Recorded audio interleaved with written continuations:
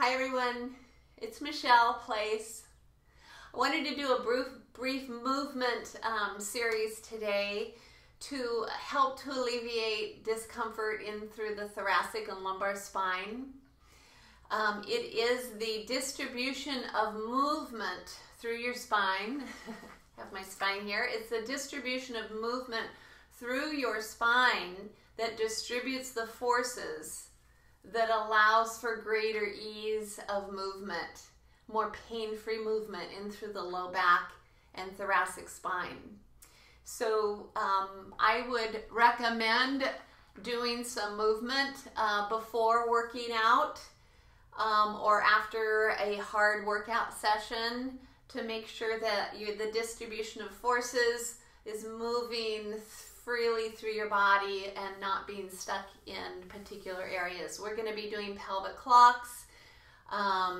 We'll be doing some knee drops. We'll be doing some hip circles, some rotation from the bottom up and top down. So if any of those aren't appropriate for your body, please leave them out.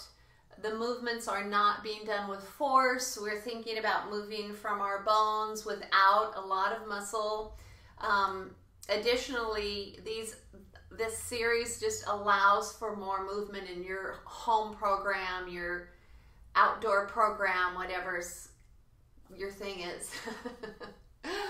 So let's go ahead and get started. We will be starting on our back. You might have a pillow under your head, particularly when we go into a sideline position, so you might have that available. Okay, let's get going. So lying on our backs, I'd like you to first do a sequential bridge up, noticing how your body moves. We want to notice how the things that are coming next are going to help this flow of movement. So starting with a gentle pelvic tilt, place your feet firmly onto the floor, reach your knees out, and just come up into a bridge. Inhale at the top and exhale, come down. Take your eyes away from me and just maybe close your eyes, drop into your body, and notice how your spine is moving. And once again, slowly, without force. You're not trying to push your body into change. You're noticing the quality of movement at this point in time. And down. The first thing we're going to be doing is pelvic clocks. This is a Feldenkrais technique. The pelvis, think of it as a bowl, and that there's a clock face on top of it facing the ceiling. 12 o'clock is at the navel, left hip is 3, pubic bone is 6, right hip is 9. Without creating force with your legs or your glutes, gently begin to take this clock, or I love to think of it as a bowl, and tilt the bowl up towards your navel. And then tilt the bowl down towards your tailbone. So think of the sacrum as the base of the bowl. Maybe you have your favorite soup in the bowl. Maybe you're gently mixing some paints, or you're pouring sand from one side of the bowl to the other. All these images are meant to help you to drop deeper into your body, to begin to feel the back body as you're moving.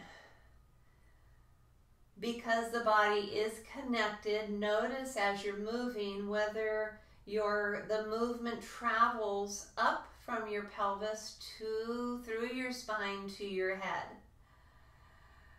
As the tailbone goes down, you might feel the chin drops. And as the tailbone goes up, you might feel that the chin rises.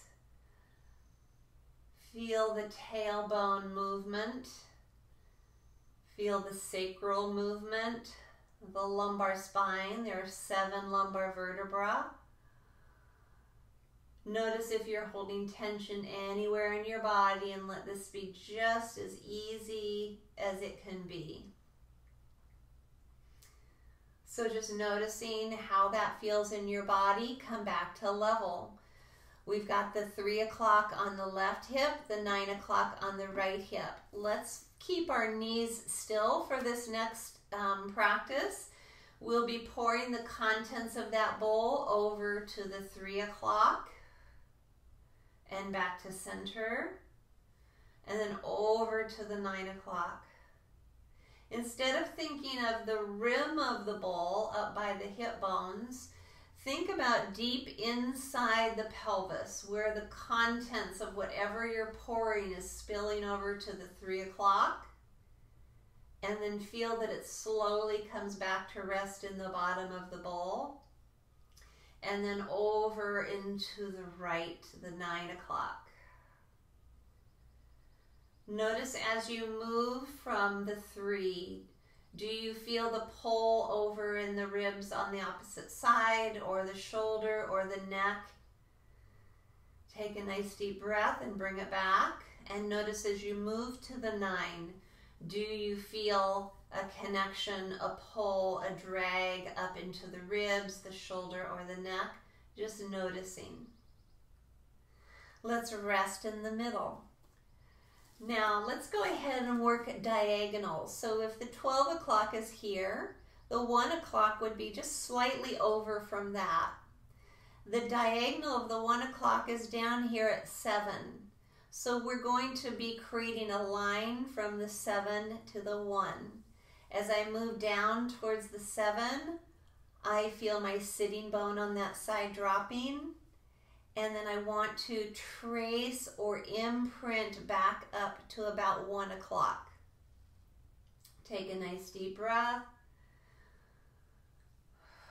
So you've heard the saying that the journey is not your end destination, right? So the journey is the movement. The focus is the movement from one point to the next. So take your time to feel the journey in between. Notice the organization. This pattern and the one that comes after it is the patterning that we use when we're walking. So the very important. So just notice, can you connect down into that 1 o'clock? Can you connect down towards that 7 o'clock? And then let's rest in the middle. Now let's do the opposite. So 12 o'clock is up here, right? We're going to go over to the 11 o'clock, and down at that diagonal would be 5. So I'm going to gently go from that 11 o'clock down to 5. My sitting bone widens. And then I'm going to gently feel that imprint. If I were in clay, I would be deepening a groove, or the idea of this weight down into clay, deepening down towards that 5 o'clock. Chin may drop a little bit, and then deepening up around 11 o'clock, and the chin might rise. You might feel a difference in this 11 to 5 versus the 1 to 7. And ponder how that might affect your walking. If one direction isn't moving as freely as the other, can definitely have an impact. Let's stop back in the center. And now let's work the whole clock. So you can think of this as a roulette table, and we're dropping that marble from 12 to 1 to 2 to 3 and so on and so forth. You could keep working with that idea of the contents of the bowl. So let's start up at 12. We roll the contents to towards the navel, over to 1, 2, 3, that left hip, 4, 5, 6. Notice if you're gripping any muscles, try to stay as relaxed as possible, and with your imagery. Body really responds to the imagery. Your circular motion could be as small as your sacrum, right, which would be about like this, or it could be as wide as your pelvis. I like to start with the movement a little bit smaller and move out from there.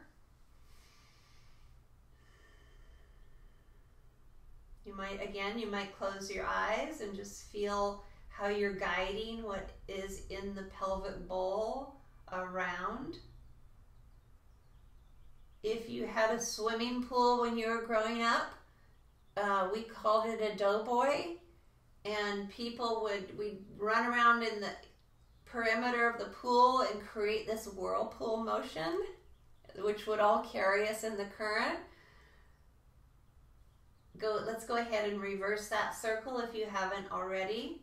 So you can sort of think about how that water would be swirling around the circle, that doughboy pool. And why a doughboy? Oh, make sure you're breathing. Again, you might notice your head movement.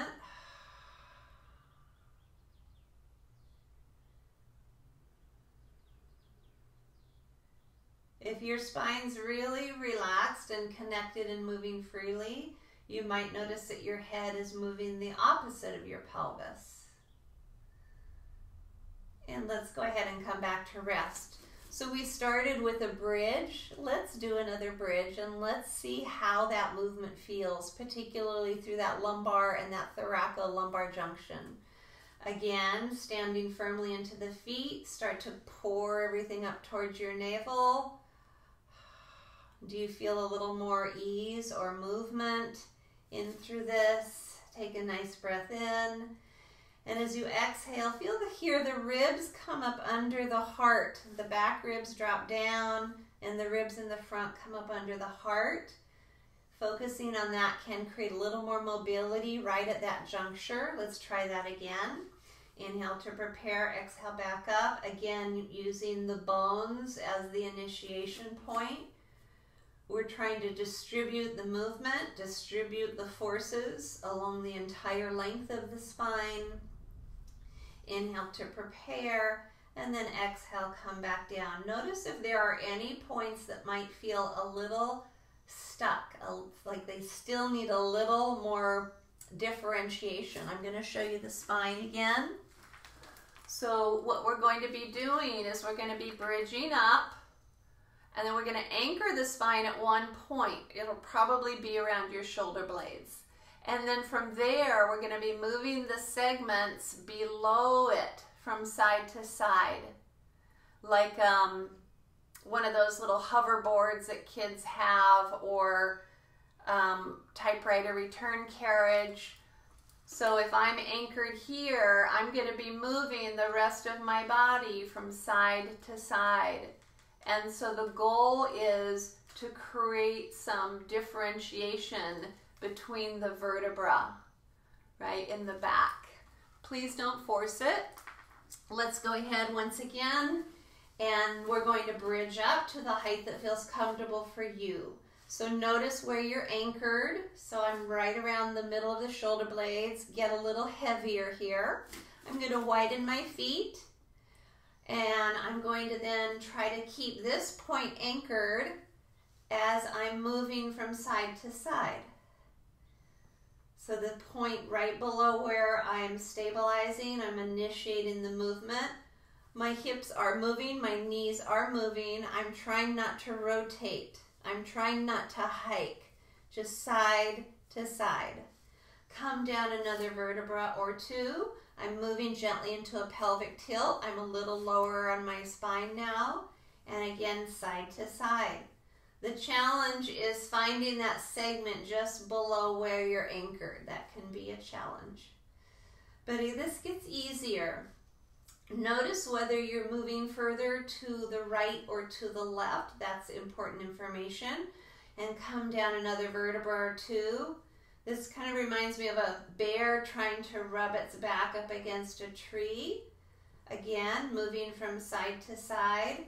I like to now put my hands on my hips and notice if I am hiking, right? So try to really keep the hips level. There tends to be one side that will hike up a bit. And lower down again. I'm right around the top of that lumbar spine. Someone asked me the other day, they said their butt was really hanging on the ground. So you can also do this with your feet on an ottoman, and it just gives you a little more space to move through your spine. And then come all the way down, please. Rest your hands, feet back into position. And then once again, very slowly, please bridge up through your spine. And notice once again, if maybe you feel there's a little more even distribution, right, of movement and the forces through your spine. Very nice job. Let's go ahead and bring the feet a little bit closer together. From here, we're going to drop the knees over to the side. So my knees are going right. Notice how it's beginning to pull my ribs off the floor. As I exhale, I'm going to gently try to anchor back into this left side to bring my legs back. I'm going to drop my legs over. And then from here, my legs are going left, and I'm going to use the right side of my spine and my ribs and into my right lung and internal organs to try to bring my legs back. So this is rotation from the bottom up.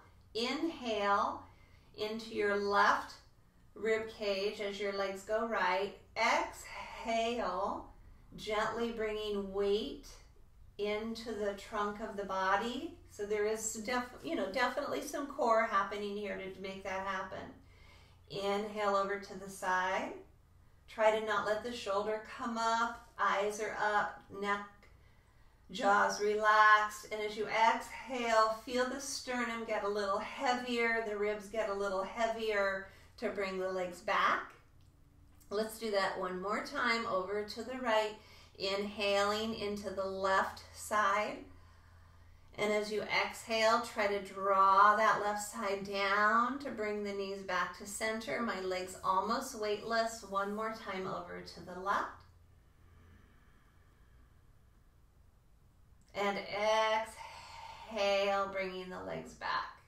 So make sure your body's comfortable with these movements, particularly if you have SI joint issues.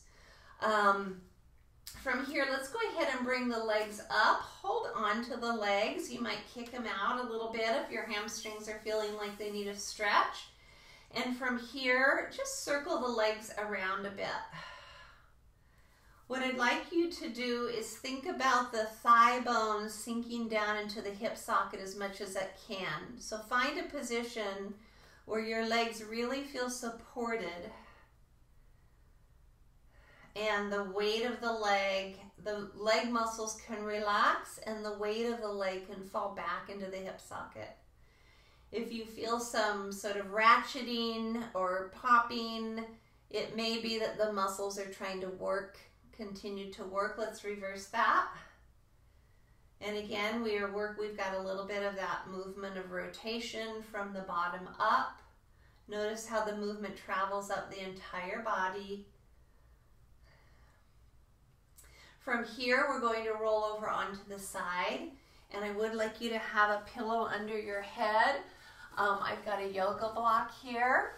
You can use that. And then from here, the knees are up at about hip height. The arms are out in front. We're going to create rotation from the top down. The thoracic spine, when tight, puts more movement into the lumbar spine. So it's important that we try to restore as much mobility as is comfortable for our body, keeping it nice and mobile here. So we did the bottom up from the lumbar. We're doing the top down through the thoracic. I'm going to open this arm up towards the ceiling. And as I do, make sure, if you're on a block, make sure it's positioned back enough so your head doesn't fall off. And then I'm just rotating, not forcing it. Just notice how far it goes. Knees are staying together. And then come back. I'm going to guide you into a breath pattern and a bone rhythm. Bring your arm up. My right arm is coming up. As I inhale, I'm going to focus on my left lung and rib cage coming up and around. And then as I exhale again, I'm going to focus on that left rib cage, bringing me back. So again, sweeping that arm up, inhale into the left lung and rib cage, which is your lower side. And then visualize that air leaving that left lung, the left rib cage rotated back around. And one more time, try to keep your chin in alignment with your sternum. Nice and relaxed. Good, and then coming back. Nice work. And let's do the other side. Just so you can see my back body, I'm going to turn away from you here. So line on the right side.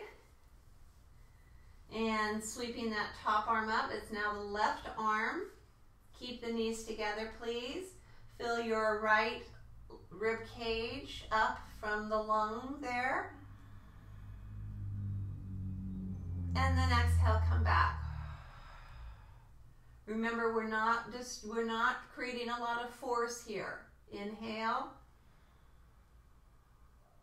Think about that right rib cage coming up and over with that left arm and coming back.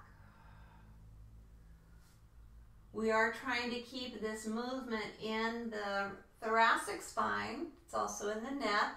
So try not to go so far that you're cranking into that lumbar spine. And back.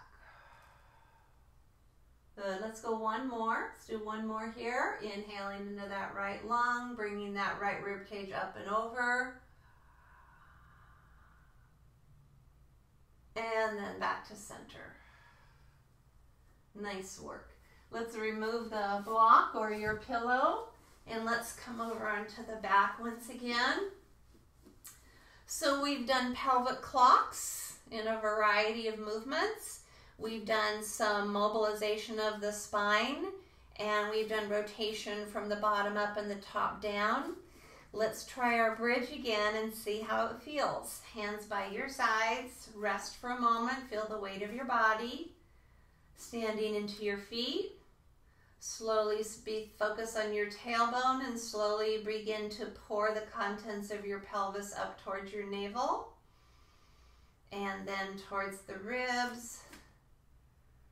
And then up towards the heart. And in towards the shoulder blade area. And then slowly come down. Remember those front ribs pull up under, down and up under the heart. Lengthening the spine and resting. I hope that that felt better to you, that your movement felt a little freer. We could go on and on, of course, but I just wanted this to be just a short little segment for you. Clocks are incredible for relieving low back pain. They can also make you a little sleepy if you drop into that parasympathetic system. I hope you have a good rest of your day. I look forward to seeing you next time. And for now, Michelle and her buddy, over and out.